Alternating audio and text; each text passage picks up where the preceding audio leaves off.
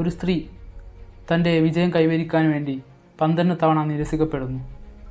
അതെ, ജെ.കെ. റോളിംഗ്. വർഷം 1965. July 31 ജെ.കെ. Rolling ജനിക്കുന്നു.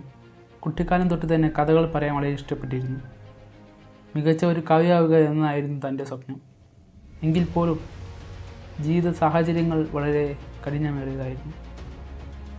എക്സ്റ്റർ യൂണിവേഴ്സിറ്റിയിൽ നിന്നുള്ള തൻ്റെ ബിരുദത്തിന് ശേഷം ഒരു റിസർച്ചറായി ജോലി ചെയ്തു. തൻ്റെ അച്ഛനില്ലാത്ത മകളുടെ കൂടെയായിരുന്നു തൻ്റെ ജീവിതം.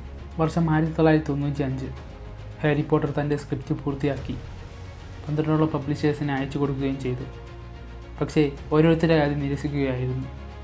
ഇത്രയധികം തിരിച്ചടികൾ നേരിടേണ്ടി വന്നിട്ടും അവരെയൊന്നും തളരാൻ തയ്യാറായില്ല.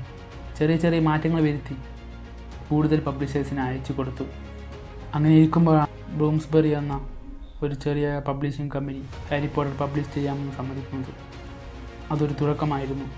പക്ഷേ തുടക്കത്തിൽ വെറും 1000 പതിപ്പുകൾ മാത്രം വിറ്റയക്കപ്പെട്ടു. പക്ഷേ അഗ്നിയെപ്പോലെ അത് കത്തി ഉയർന്നു. ഇന്ന് 500 മില്യണിലേറെ പതിപ്പുകൾ വിറ്റയക്കപ്പെട്ടു. ഈ കഥ നിങ്ങളെ പഠിപ്പിക്കുന്നൊരു പാഠമുണ്ട്. വെച്ചടി തോൽവികൾ നേരിടേണ്ടി വന്നേക്കാം. പക്ഷേ നിങ്ങൾ ഈ വിശ്വാസം അർപ്പിച്ച് മുന്നോട്ട് നീങ്ങുക. വിജയം നിങ്ങളെ തേടി വരിക തന്നെ ചെയ്യും. All the best.